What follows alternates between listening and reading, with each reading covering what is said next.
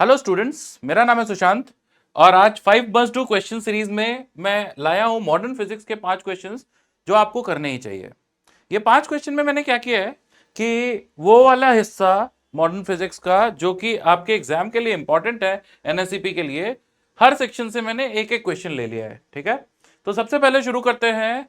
पहला क्वेश्चन जो हम लोग लेंगे वो रेडिएशन प्रेशर का क्वेश्चन होगा। देखो, पहला क्वेश्चन है, a spherical concave mirror has aperture diameter d and radius of curvature r. A point source of light is placed at a center of curvature. Source emits power w and the mirror surface is completely reflecting. Find the force on the mirror due to light incident on it. ऐसा एक mirror है, ठीक है, concave mirror. इसके सामने यहां centre of curvature पर एक सोर्स रखा है जिससे पावर निकल रहा है W। ठीक है, आपको बताना है कि इसके ऊपर ये कितना फोर्स लगा रहा होगा इस मिरर के ऊपर। तो अब क्या क्या कॉन्सेप्ट्स हमको पता होने चाहिए वो देख लेते हैं पहले, और फिर क्वेश्चन को सॉल्व करने की कोशिश करेंगे। सबसे पहली चीज कि अगर कोई ऐसा W सोर्स का ऑब्जेक्ट है, ये पॉइंट ऑब्जेक्ट है जिसका जो जो जो कि जिससे पावर निकल रहा है W, तो इससे आर डिस्टेंस पे जो इंटेंसिटी होगी वो होगा पावर पर यूनिट एरिया, मतलब इंटेंसिटी का वैल्यू हो जाएगा W/4πr²। एक बात ये तो हमको समझ में आनी चाहिए। दूसरी चीज कि अगर किसी सरफेस पर रेडिएशंस पड़ती है, ठीक है, तो दो बातें हो सकती है, या तो सरफेस रिफ्लेक्टिंग होगी या रिफ्रैक्टिंग होगी। कई बार पार्शियली रिफ्लेक्टिंग और पार्शियली रिफ्रैक्टिंग होती है। ठीक है, तो उस केस में हम लोग ऐसा बोल सकते हैं कि अगर देखो ये ऐसा सरफेस, इसके ऊपर रेडिएशंस आई, अगर ये रेडिएशंस को रिफ्लेक्ट कर रही है सरफेस, ठीक है, अगर ये रेडिएशंस ऐसे रिफ्लेक्ट हो जा रही हैं, ठीक, कंप्लीटली रिफ्लेक्टिंग सरफेस है, तो यहां पर रेडिएशन प्रेशर जो इस सरफेस पे आता है वो आता था 2I/c, और अगर अब्सॉर्ब हो जाती थी तो रेडिएशन प्रेशर कितना आता था I/c। ये हमने अपनी थ्योरी में पढ़ा हुआ है ना। ठीक है, तो ये दो बातें हमको मालूम है, तो इससे हम लोग क्वेश्चन अपना करने की कोशिश करते हैं। तो अब देखो हमारे पास इस तरीके से ऐसा, चलो वापस से मैं बना देता हूं। ये देखो इस तरीके का कर्वेचर, और ये ऐसा थोड़े हिस्से में या इतने हिस्से में मिरर बना हुआ था, और इसका जो सेंटर है,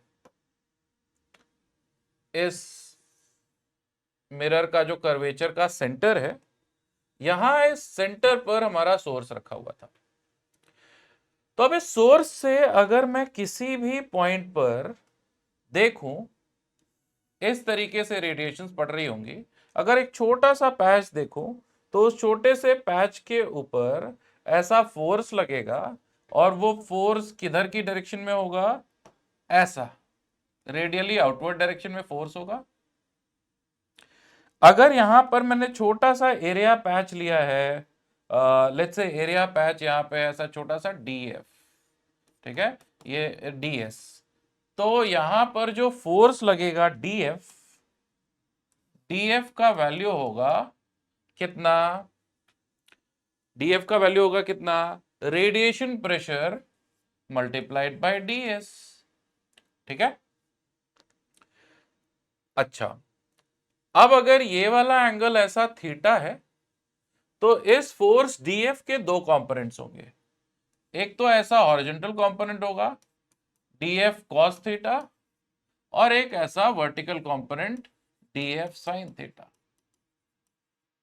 अगर हम सिमेट्री से देखें तो इस पूरे मिरर पर अगर हम नेट फोर्स निकालने बैठेंगे तो आप देखो ऐसा सिमेट्रिकल, ऐसा ही एक पैच ऐसा इधर नीचे की तरफ ले लोगे अगर आप, तो इसके ऊपर भी ऐसा df मैग्नीट्यूड का फोर्स लगेगा, जिसका कॉस वाला कंपोनेंट इधर आएगा df cos थीटा, और df sin थीटा ऐसा नीचे।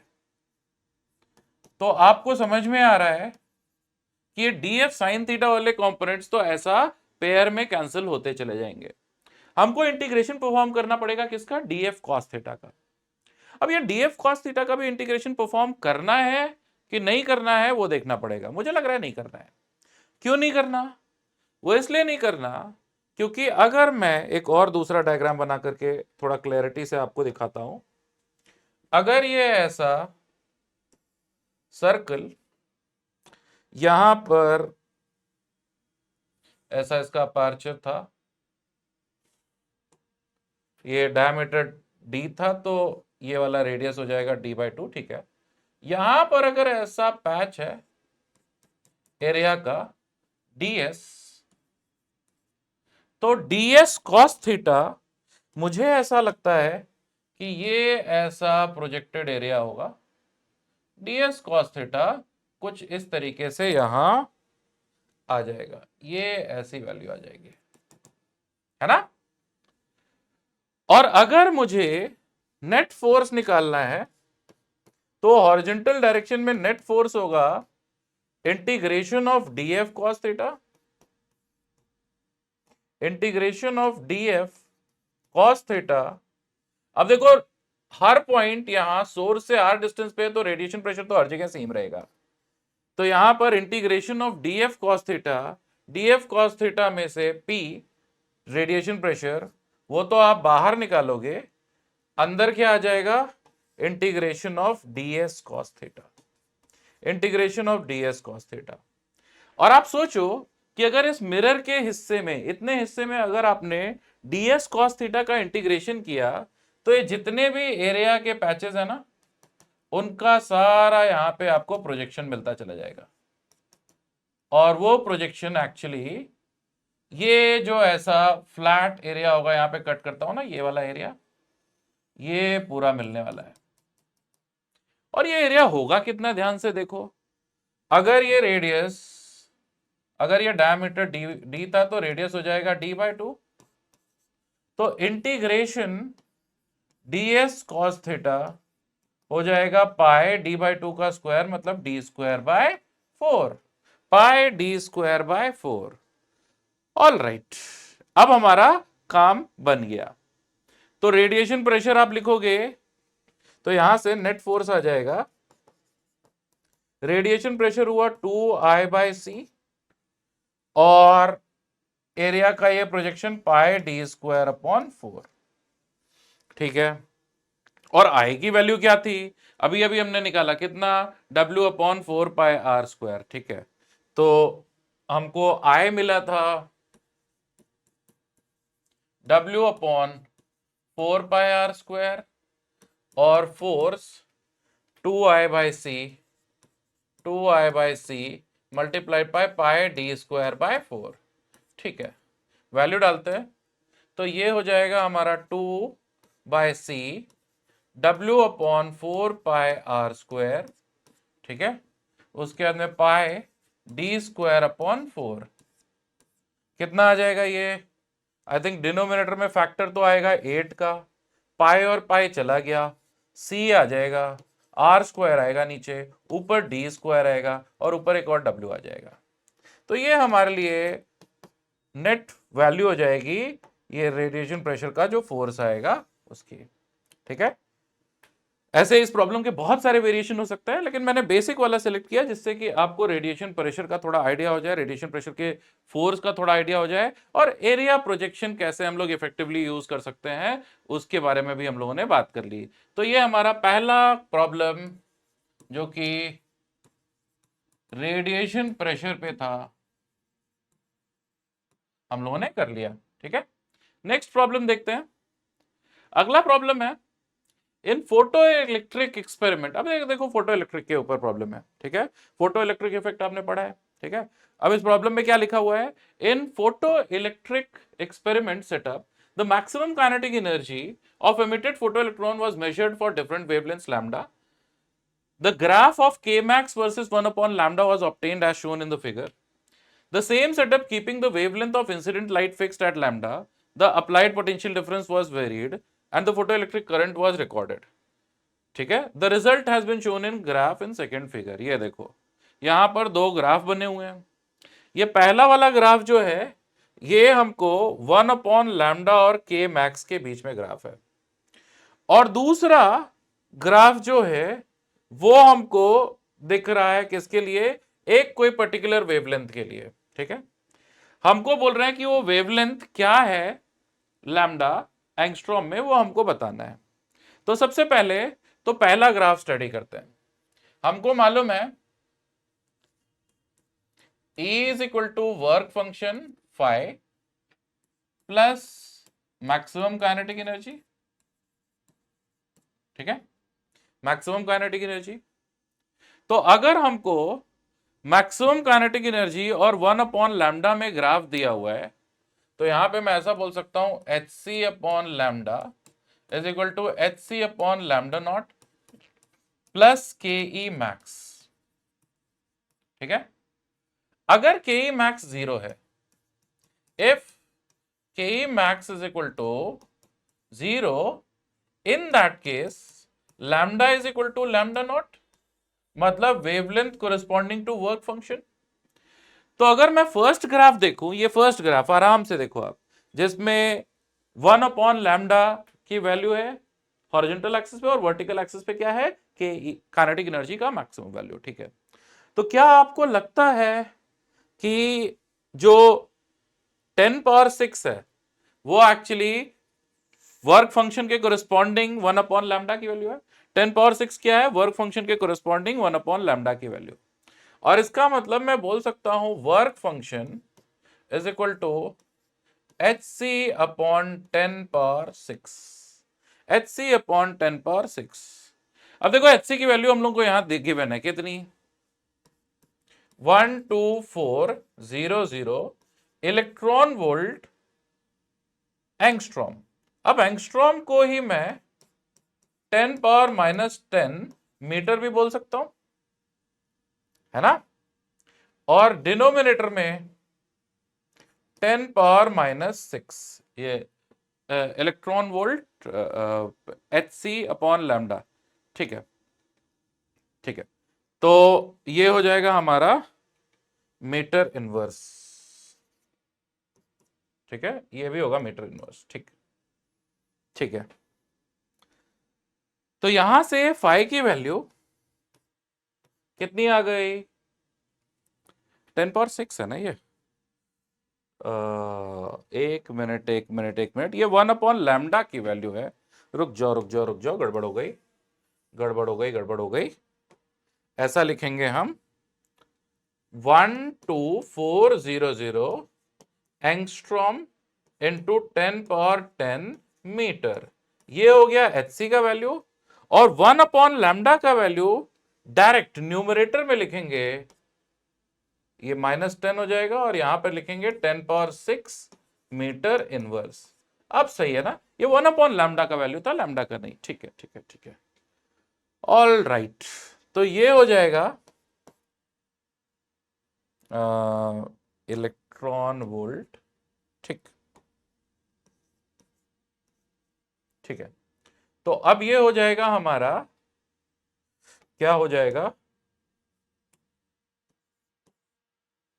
हाँ 10⁻⁻4, तो 1.24 इलेक्ट्रॉन वोल्ट, ये आ गया हमको वर्क फंक्शन का वैल्यू कितना, 1.24 इलेक्ट्रॉन वोल्ट। वर्क फंक्शन का value 1.24 electron volt. All right, work function का वैल्यू 1.24 इलेक्ट्रॉन वोल्ट। अब यहां पे आप देखो, जो स्टॉपिंग पोटेंशियल है दूसरे वाले ग्राफ में, दूसरे वाले ग्राफ में आप देखो स्टॉपिंग पोटेंशियल कितना है, 1 वोल्ट। तो इस पर्टिकुलर वेवलेंथ के लिए, ये जो लैम्डा हमको पार्ट ए में निकालना है, उस वेवलेंथ के लिए अगर हम लोग देखें तो 1 वोल्ट स्टॉपिंग पोटेंशियल है। तो अगर 1 वोल्ट स्टॉपिंग पोटेंशियल है तो के ई मैक्स हो जाएगा 1 इलेक्ट्रॉन वोल्ट, और इसका मतलब टोटल एनर्जी फोटोन की, जो कि hc/λ होगा, वो work function 1.24 plus maximum kinetic energy 1, मतलब कि 2.24 इलेक्ट्रॉन वोल्ट होगा। ये सही है? आगे सुनो, अब इसी को अगर मैं hc/λ लिख दूं तो लैम्डा का वैल्यू हो जाएगा hc की वैल्यू कितनी थी 12400 इलेक्ट्रॉन वोल्ट मीटर, ठीक है, divided by 2.24 electron volt angstrom, ठीक है, ठीक। तो अब यहां से इसको ऐसा सॉल्व करोगे तो ये लैम्डा आ जाएगा 5536 एंगस्ट्रॉम। फर्स्ट पार्ट का आंसर हमको क्या मिल जाएगा 5536 एंगस्ट्रॉम लैम्डा का वैल्यू। अब सेकंड पार्ट इस क्वेश्चन का देखते हैं। सेकंड पार्ट में लिखा हुआ है taking the photo efficiency to be 2%। अब ये फोटो एफिशिएंसी क्या होती है ये भी क्वेश्चन में लिखा हुआ है, that is percentage of incident photons which produce photo electrons, find the power of light incident on the emitter plate of the experiment, ठीक है। अब देखो यहां पर जो एनर्जी थी, एनर्जी hc/λ ये कितनी निकली, ये एनर्जी निकली ठीक है, ठीक। तो अब यहां पर देखो ये सैचुरेशन करंट देख लो, इस वेवलेंथ के लिए सैचुरेशन करंट कितना है 0.8 मिली एम्पेयर, ठीक है। तो अगर मैं नंबर ऑफ इलेक्ट्रॉन्स जो निकल रहे हैं इससे वो मैं जानना चाहता हूं, नंबर ऑफ इलेक्ट्रॉन्स, तो आप बोलोगे 0.8 इंटू 10⁻³ इतना चार्ज पर यूनिट टाइम का मतलब है कि इसको 1.6 इंटू 10⁻19 से डिवाइड कर दो तो आपको नंबर ऑफ इलेक्ट्रॉन्स आ जाएंगे। और ये नंबर ऑफ इलेक्ट्रॉन्स आएंगे कितने देखो जरा, 10⁻⁻19 ऊपर जाएगा तो -19 ऊपर जाकर के और यहां पर -3, तो ये हो जाएगा 10⁻16, ठीक है, 10⁻16 0.5, मतलब कि इसको 5 इंटू 10⁻17 लिख लेते हैं, 5 इंटू 10⁻17 इलेक्ट्रॉन्स पर सेकेंड निकल रहे हैं। तो अगर मैं आपको पूछूं नंबर ऑफ फोटॉन्स एनपी जो पर सेकेंड ऐसा बम्बार्ड हो रहे हैं, तो आप बोलोगे कि इलेक्ट्रॉन्स का सिर्फ मतलब टोटल नंबर ऑफ फोटॉन्स जितने पर सेकेंड डल रहे हैं ना उसका सिर्फ 2% से इलेक्ट्रॉन निकल रहा है। तो एक तरीके से 2/100 times number of photons is equal to number of electrons. इसका मतलब नंबर ऑफ फोटॉन्स कितना हो जाएगा जो पर सेकेंड निकल रहा है 50 इंटू नंबर ऑफ इलेक्ट्रॉन्स, है ना। तो 50 को इससे मल्टीप्लाई कर दोगे तो ये हो जाएगा मेरे ख्याल से 250 इंटू 10⁻17, मतलब 2.5 इंटू 10⁻19 फोटॉन्स पर सेकेंड डल रहे हैं इस प्लेट पर, ठीक है। अब हमको कह रहे हैं कि जो लाइट है उसका पावर कितना होगा ये बताओ। तो इतने सारे फोटॉन्स डल रहे हैं और हर फोटॉन की जो एनर्जी है वो 2.24 इलेक्ट्रॉन वोल्ट है, ठीक है। तो हम लोग क्या करेंगे कि पावर निकालने के लिए हर फोटॉन की एनर्जी 2.24 इलेक्ट्रॉन वोल्ट, इसको अगर जूल में कन्वर्ट करना चाहते हो तो 1.6 इंटू 10⁻19 से मल्टीप्लाई कर लेना, and then number of photons per second मतलब कि 2.5 इंटू 10⁻19, ठीक है। तो ठीक है, ठीक। तो यहां से आपको आंसर मिल जाएगा। सही किया है ना, कुछ गड़बड़ तो नहीं हुई ना। 19 में से 3 चला जाएगा 16 और 0.5, वेट 16.5 तो ये 15 हो जाएगा। आई थिंक हम लोगों ने थोड़ी सी गड़बड़ी कर दी है, यहां पर ये 15 हो जाएगा। अगर ये 15 होगा तो इसको 50 से अगर मैं मल्टीप्लाई कर दूंगा तो ये 17 होगा। अब ठीक लग रहा है। तो ये 19 नहीं, ये 17 होगा, -17, ठीक है। और ऐसा करोगे तो आपका पावर का आंसर मिलेगा 0.089 वॉट, 0.089 वॉट, ठीक है, ये आपको पावर मिल जाएगा। ऑल राइट, नेक्स्ट क्वेश्चन देखते हैं। अगले क्वेश्चन में लिखा हुआ है हाइपोथेटिकल हाइड्रोजन आटम। ठीक है, एक हाइपोथेटिकल हाइड्रोजन आटम है। ठीक है, अब इसके बारे में क्या लिखा हुआ है? The electrostatic potential energy of the interaction of proton and electron is given by U is equal to U naught ln R upon R naught, where U naught and R are constant. ठीक है, U is equal to U naught ln R upon R naught लिखा है। ठीक है, अब हमको बोला कि कुछ कुछ चीजें कैलकुलेट करनी है। क्या कहा हमको?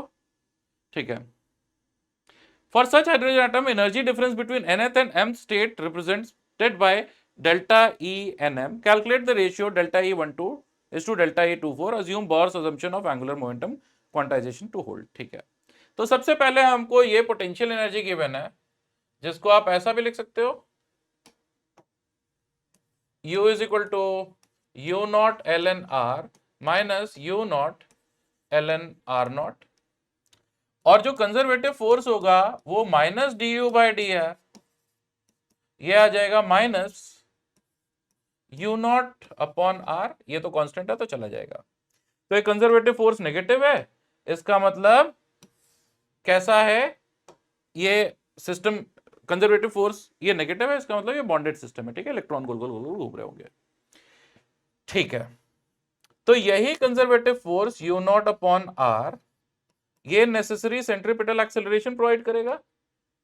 अगर मास कैपिटल एम है तो M V square upon R इसको लिख दें।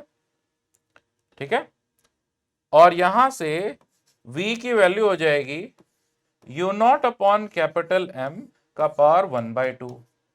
एक बात। दूसरी बात, आप ये भी कह सकते हो कि अगर बोर्स क्वांटाइजेशन होल्ड कर रहा है तो एम वी आर ये हो जाएगा NH अपॉन 2 है ना, NH अपॉन 2 तो यहां से अगर मैं R की वैल्यू निकालूंगा तो वो हो जाएगा NH अपॉन 2m, और V डिनोमिनेटर में जाएगा तो V की वैल्यू हो जाएगी यहां पर U naught upon root M, तो इसको रूट सीधे ऐसे डाल देते हैं ऐसा। ठीक है, इस तरीके का मिल गया हमको क्या? R। ऑल राइट, तो हमको R मिल गया, हमको V मिल गया। अब अगर मुझे काइनेटिक एनर्जी निकालनी है, काइनेटिक एनर्जी तो हो जाएगी हाफ एम वी स्क्वायर। ठीक है, यहां से देखो एम वी स्क्वायर की वैल्यू हो गई यू नॉट, तो ये हो जाएगा U naught by 2। Potential energy हमको बोला था U naught L N R upon R naught, R की वैल्यू में डाल देता हूं NH upon 2 under root of M U naught और उसके बाद में आर नॉट। ठीक है, अगर इसको मैं स्क्वायर करूं और बाहर मतलब बाहर अगर मैं 2 से मल्टीप्लाई और डिवाइड करूं तो बाहर आएगा ये यू नॉट बाई 2 और 2 अंदर जाके स्क्वायर कर देगा इस पूरे एक्सप्रेशन को, ln n square h square upon 4 square m U naught R naught का स्क्वायर। ठीक है, ये हो गया पोटेंशियल एनर्जी। तो टोटल एनर्जी अगर हमको देखा जाए nth ऑर्बिट का, तो total energy in nth orbit, kinetic और पोटेंशियल आप ऐड करोगे तो क्या ये U naught by 2 1 plus ln n square h square upon 4 square m U naught R naught का स्क्वायर होगा। ठीक है, अगर ऐसा आ गया तो मैं ऐसा बोल सकता हूं कि En माइनस em, जो एनर्जी डिफरेंस निकालना था डेल्टा E nm, ठीक है, वो क्या मिलेगा? इसमें से m वाला टर्म अगर माइनस करोगे तो ले देके ऐसा बचेगा यू नॉट बाई 2 ln,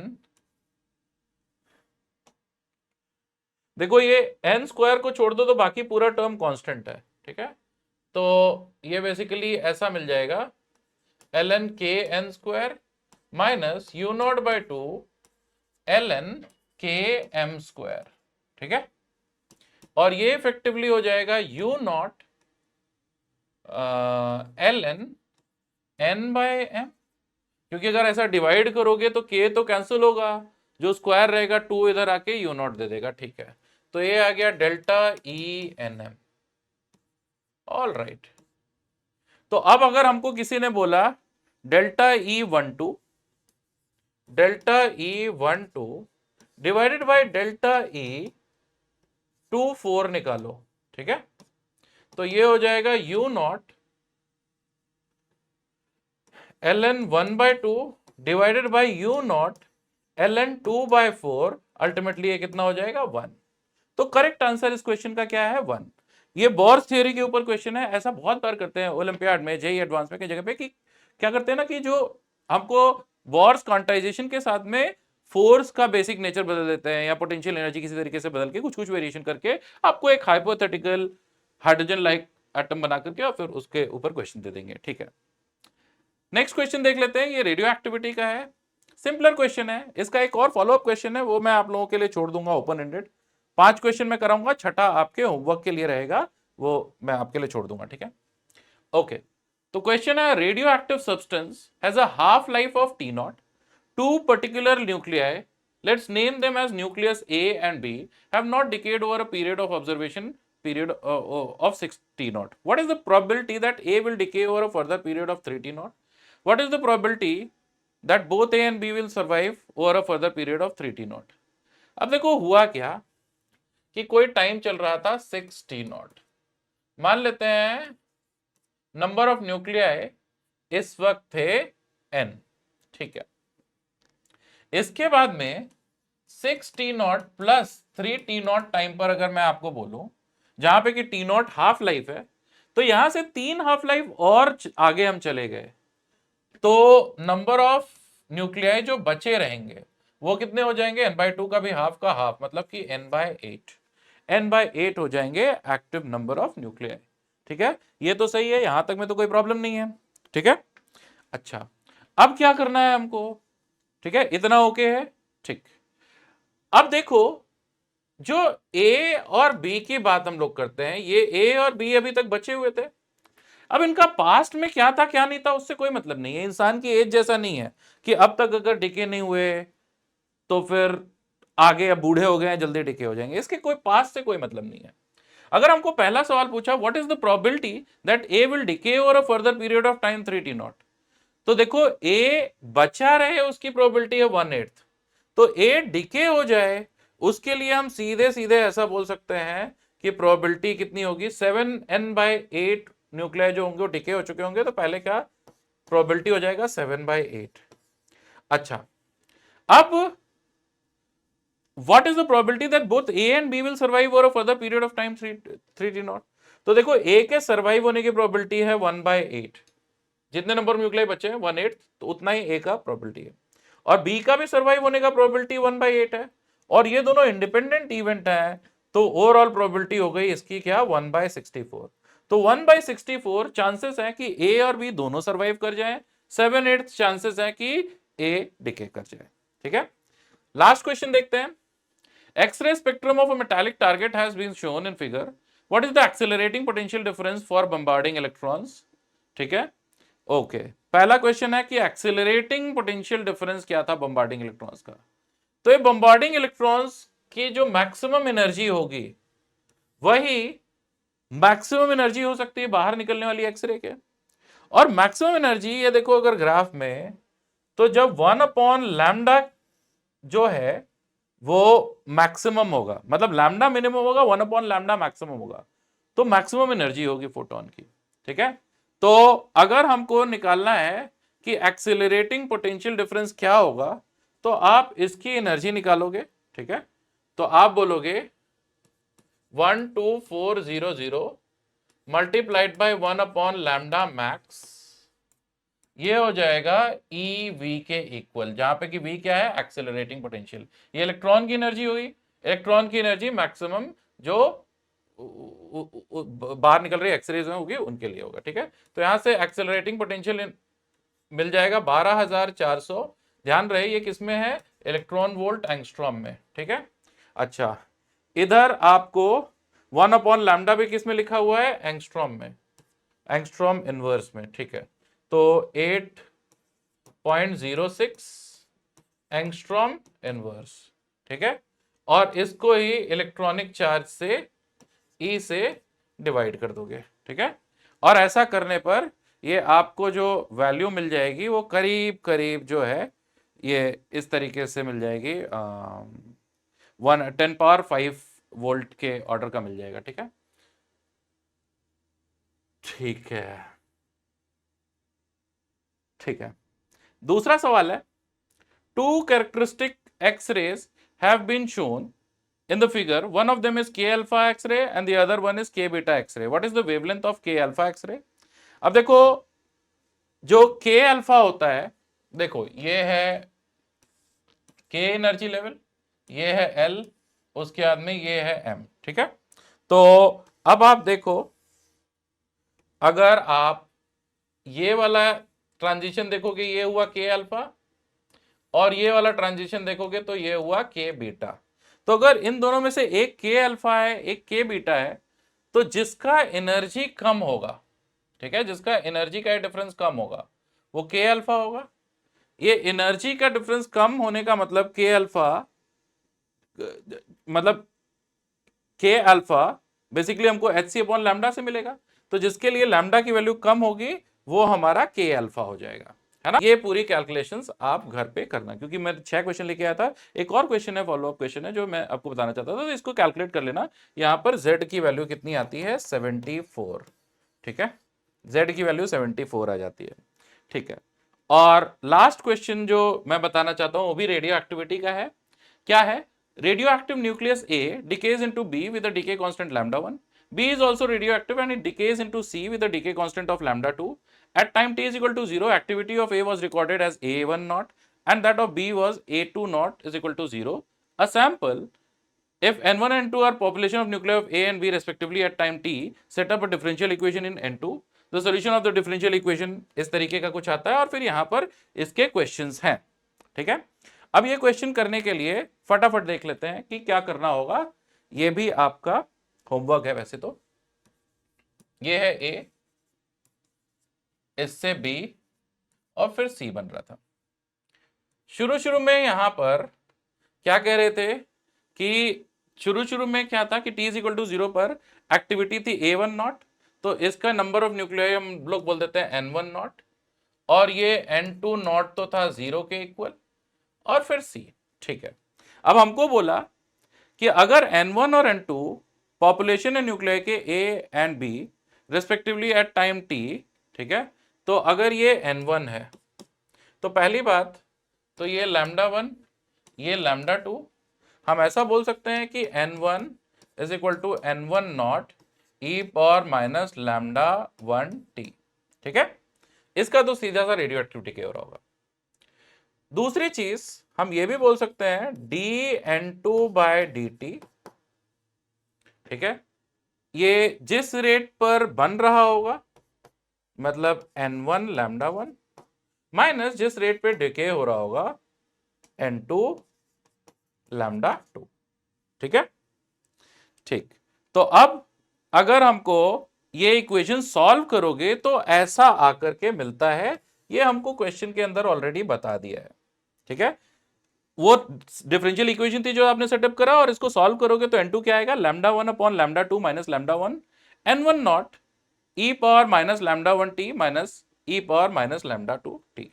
अब हमको क्वेश्चन क्या है कि अगर half life of A is quite large as compare to B, अगर हाफ लाइफ ए का बहुत बड़ा है तो इसका मतलब क्या हम ऐसा भी बोल सकते हैं कि λ1 is very small as compare to λ2, जिसका लैम्डा बड़ा उसका हाफ लाइफ छोटा, है ना। So that ratio of activity of B to that of A approaches a constant value after a sufficiently long time interval, find this ratio in terms of λ1 and λ2। अब देखो ये जो expression हमको मिला है ना, इसको अगर मैं λ2 से मल्टीप्लाई कर दूं तो N2 λ2 is equal to λ2 λ1 N1 naught, ठीक है। Upon lambda 2 minus lambda 1 E power minus lambda 1 T minus E power minus lambda 2 T, ऐसा कुछ हो जाएगा।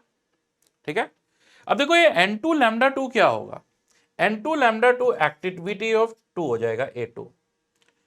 और ओके, मैं नए पेज पर लिख देता हूं, यहां लिख देता हूं।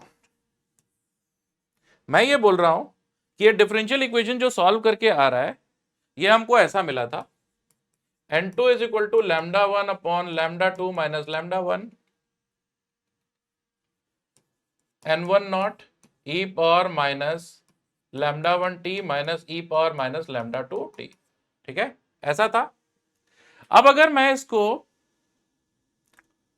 लैम्डा 2 से मल्टीप्लाई करूंगा तो यहां पे आ जाएगा एक्टिविटी 2 का, यहां पर आ जाएगा lambda 2 multiplied by lambda 1 n1 naught E power minus lambda 1 T, क्योंकि लैम्डा 2 तो बहुत बड़ा है as compare to lambda 1। Lambda 2 अगर बहुत बड़ा है तो इसको नेग्लिजिबल मान सकता है, divided by lambda 2 minus lambda 1। ठीक है, यहां पर हम लोगों ने ई पावर माइनस लैम्डा 2 टी को नेग्लिजिबल मान लिया। ठीक है, ये वाली वैल्यू n1 का उस इंस्टेंट पे कॉन्सेंट्रेशन हुआ तो ये पूरी एक्टिविटी हो गई, तो यहां से a2 अपॉन a1 आ गया lambda 2 upon lambda 2 minus lambda 1। All right, तो ये हो गया हमारा इसका पहला पार्ट क्वेश्चन का। अब बोल रहे हैं half life of A is infinitely large as compare to that of B, तो क्या होगा ये आप कमेंट में लिख के बताओ, और थर्ड पार्ट भी। अब सेकंड और थर्ड पार्ट तो आसान है। तो हम लोगों ने यहां पे 6 क्वेश्चन करे, 6 क्वेश्चन में एक ये एक्स रे स्पेक्ट्रम का, ये एक ये क्वेश्चन, ये मैंने आपके लिए कंप्लीट नहीं किया है, फाइनल आंसर 74 आना चाहिए इसका। ठीक है, और ये आप कमेंट्स में लिख के बता सकते हो, बाकी सारे ही क्वेश्चंस हम लोगों ने कंप्लीट कर लिए। ठीक है, तो ये मॉडर्न फिजिक्स के मेनली जो क्वेश्चन हमको ऐसा लग रहा था कि जो एनएसईपी और आईएनपीएचओ के लिए इंपॉर्टेंट हो सकते हैं, वो हम लोगों ने डिस्कस कर लिया। तो इस वीडियो में इतना ही, बाकी आगे बात करेंगे जब आगे वीडियो में मिलेंगे। Thank you so much.